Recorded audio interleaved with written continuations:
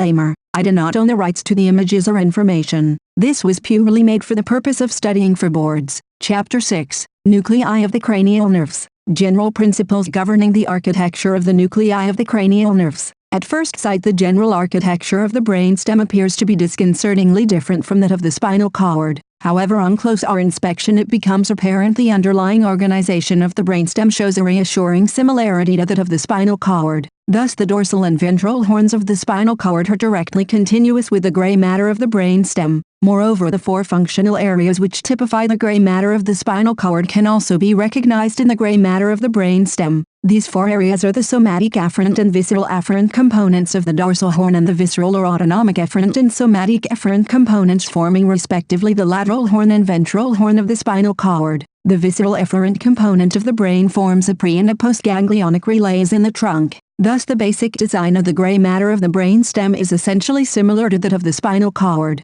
There are however three main differences in the anatomy of the brainstem which extensively modified its architecture as compared with that of the spinal cord, namely the shape and the position of the central canal, fragmentation of the gray matter, and the presence of an additional neuronal component. Shape and position of the central canal. As shown on the figure in the brainstem, that canal tends to be dorsal in position. Furthermore, it tends to be wider than in the spinal cord. These features caused the basic columns of the gray matter of the brainstem to become V-shaped rather than vertical, lying obliquely on either side of their widened central canal. Fragmentation of the basic columns of the gray matter. In the spinal cord, the horns of the gray matter continuous columns. Embryologically they are also continuous in the brainstem, but during development the horns in the brainstem become separated from each other, probably because of the development of many intersecting bundles of axons. Thus the basic gray matter of the brainstem becomes broken transversely and for longitudinal columns which are somatic efferent, visceral efferent, and somatic efferent in function as seen on the following figure.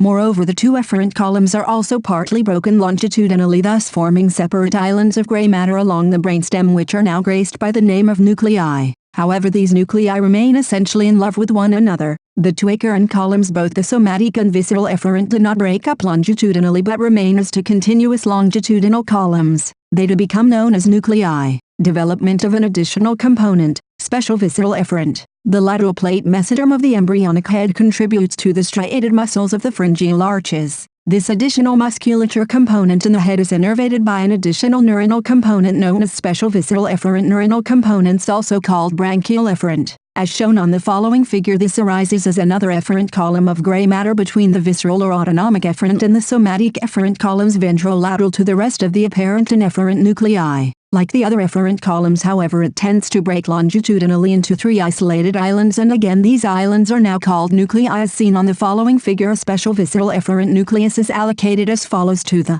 cranial nerves which innervate the pharyngeal arch is the motor nucleus of the trigeminal nerve supplying arch 1 for chewing muscles, the motor nucleus of the facial nerve supplying arch 2 for the facial muscles, and one composite nucleus known as the nucleus ambiguus supplying arches 3, 4, and 6 feet for angio and laryngeal muscles, and irradiated by cranial nerves 9, 10, and 11. It has long been accepted that the striated muscles of the pharyngeal arches is derived from the lateral plate musicon. It is now believed, however, that this muscle receives substantial additions from the cranial neural crest, but this is by no means clear which of these sources actually predominates. The cranial nerves have special senses. Olfactory, optic, and vestibulocochlear nerves are not segmental structures and are not governed by the architectural principles which apply to other cranial nerves. The nerves of the special senses will be discussed in Chapter 8. Summary of the architectural principles of the nuclei of the cranial nerves. First, as shown on the following figure, the nuclei of cranial nerves lie in a V-shaped arrangement adjacent to the central canal, except for special visceral efferent nuclei which are squeezed into the ventrolateral position. A semi-diagrammatic transverse section of the medulla oblongata towards the caudal end of the fourth ventricle showing the nuclei of the cranial nerves at this level and some of the main landmarks in this caudal part of the brainstem. Secondly, the somatic afferent and visceral afferent nuclei are in line with the dorsal horn of the spinal cord. The visceral efferent nuclei are in line with the lateral horn, and the somatic efferent nuclei are in line with the ventral horn of the spinal cord.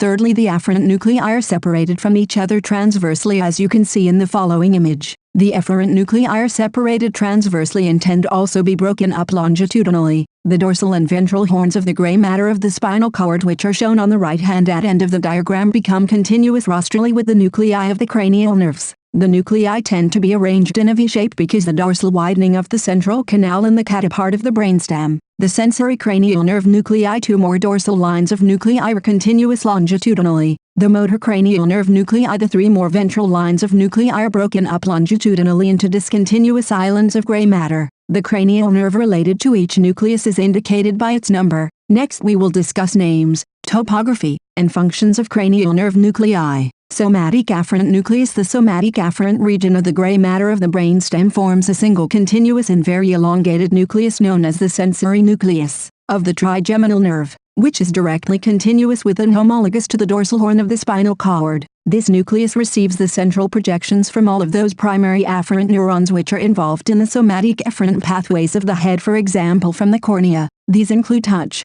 pressure, pain, temperature, and the sense of joint movements arising from the superficial and deep structures of the face. For cranial nerves possess somatic efferent fibers, namely the fifth or the trigeminal nerve, the facial nerve, the vagus nerve, and likely the glossopharyngeal or cranial nerve 9. This can be seen in the following table. However, by far the largest component travels in the fifth cranial nerves, and it is because of this that the somatic afferent nucleus is named the sensory nucleus of the trigeminal nerve. The sensory nucleus of the trigeminal nerve is divided into three consecutive regions with different functions. The most caudal segment is called the nucleus of the spinal tract of the trigeminal nerve. The middle segment is called the principal or pontine sensory trigeminal nucleus, and the most rostral segment is called the nucleus of the mesencephalic tract of the trigeminal nerve. The nucleus of the spinal tract of the trigeminal nerve is the cell station of the second neuron in this pathway, carrying pain and temperature sensations from the face. It is therefore strictly homologous to the cells of the dorsal horn of the spinal cord, which give rise to the spinothalamic tract.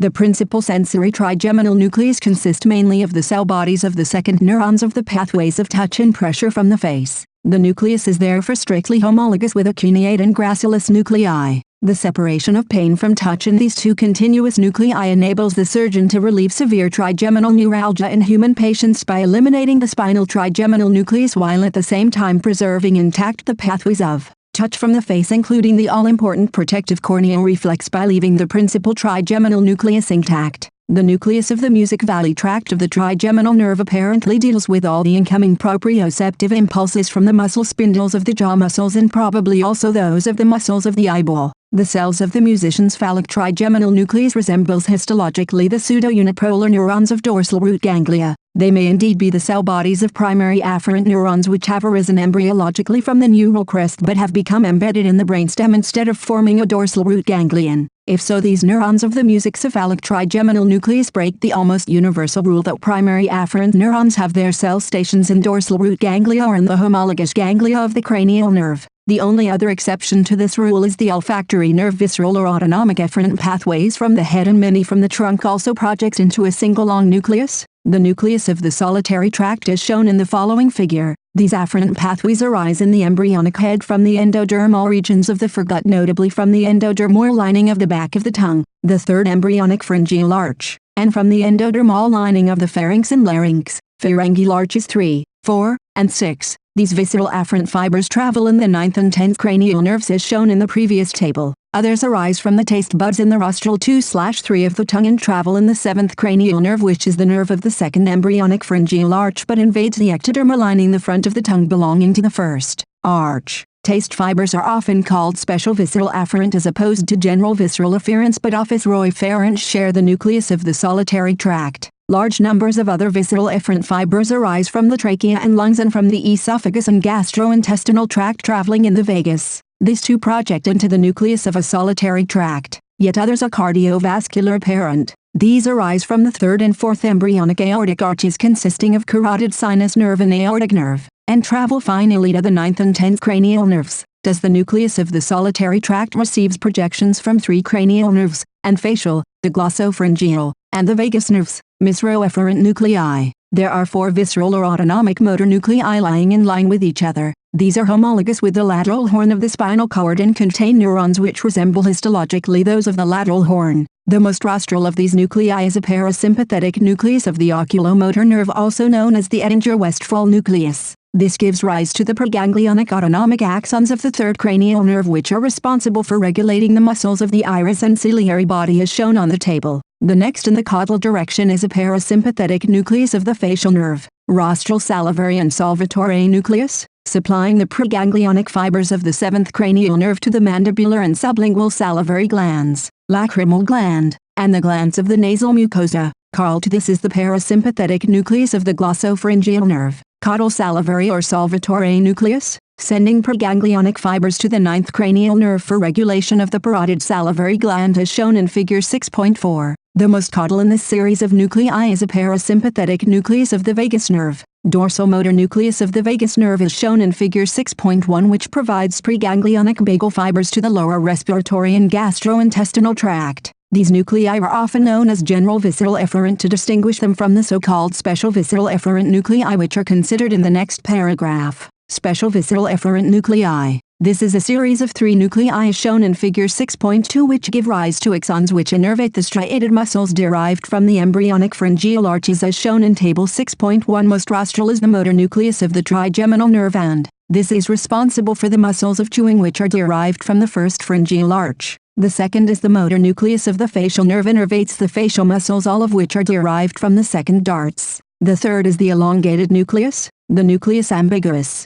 innervates the muscles of the third arch, forming style pharyngealis only in the muscle. Fourth arch and sixth arches. Fourth and sixth are what is born respectively. The other pharyngeal muscles and laryngeal muscles. Watson style for India Pallis is innervated by the 9th cranial nerve, and the rest of these pharyngeal muscles and the laryngeal muscles are innervated by the biggest. It shows that the nucleus ambiguus contribute to both facial, Frensville, and the rhigio muscles are not derived exclusively from the embryonic pharyngeal arches but also receive contributions from the neural crest. Somatic efferent nuclei. There are 4 somatic efferent nuclei arranged in a line as shown in figure 6.2. These innervate the muscles to ride from the eye of the somlights of the head, and therefore their axons travel in the 4 cranial nerves, which are homologous to the ventral roots of the spinal nerves. The nuclei themselves are homologous to the ventral root of the spinal cord and consists of neurons which resemble histologically. It was a ventral horn. The most rostral is shown in figure 6.4 as the motor nucleus of the oculomotor nerve. This nucleus controls the orbital muscles which arise from the first somite of the head, namely the ventral oblique muscle,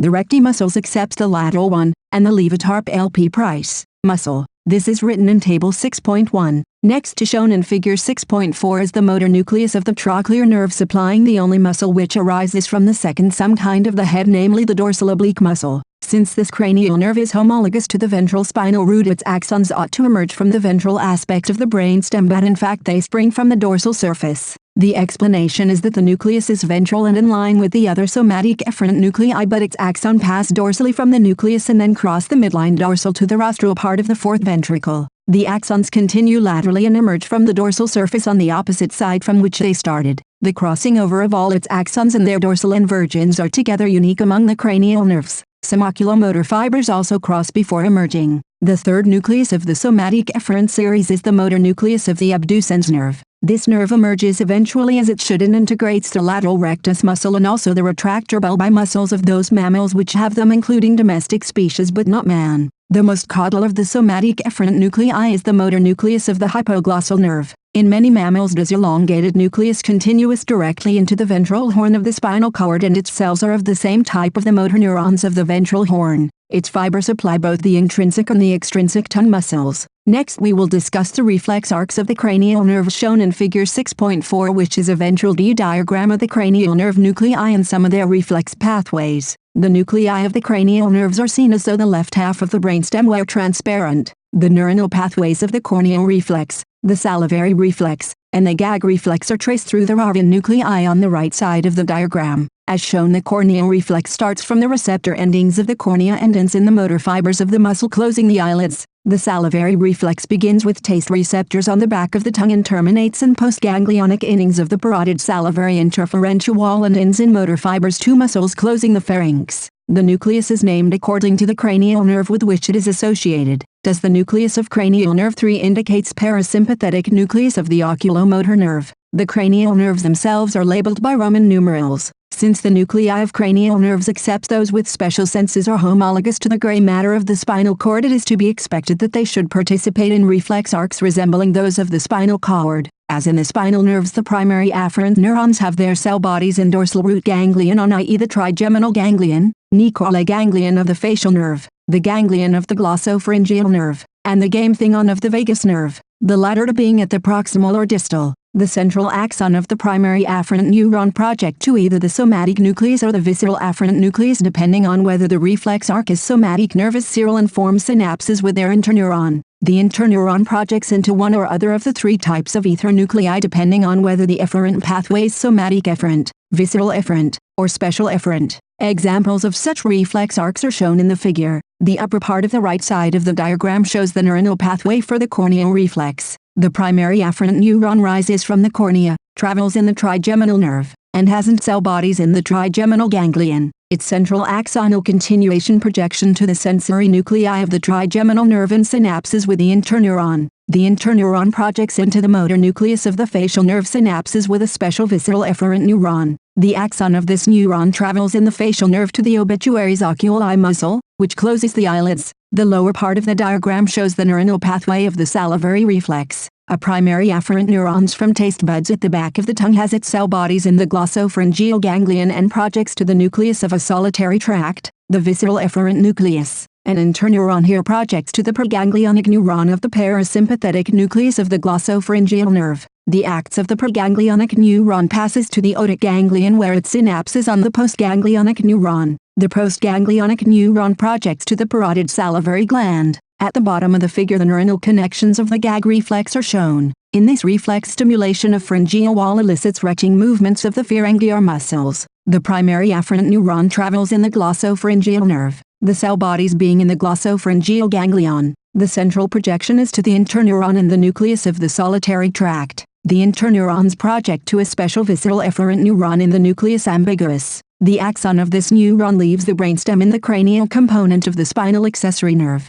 transverses to the vagus nerve, and passes through the fringe over of the vagus to innervate muscles which constrict the Bruce Lee. We will discuss the significance of the nuclei of the cranial nerves in clinical neurology. Any of the nuclei of cranial nerves may be damaged by at least with the brainstem. These signs are predictable for me knowledge of functional responsibility of these cranial nerves. For example, bilateral destruction of the motor nucleus of the trigeminal nerve will cause the lower jaw to drop and prevent chewing. Reflexes which can be tested to examine the cranial nerves clinically are outlined Chapter 19. Plainly, the ability to recognize an isolated central the religion of the cranial nerve is clinically useful in itself. The mean value, however, is being able to identify a lesion of the cranial nerve nucleus in that it reveals the level of the lesion of the brainstem. Most lesions of the brainstem interrupt some or other of the general motor or sensory pathways and may thus cause more or less widespread disturbances in the head, trunk, and limbs. Signs of a lesion in a cranial nerve nucleus may enable the level of such a lesion in the brainstem to be more or less precisely identified.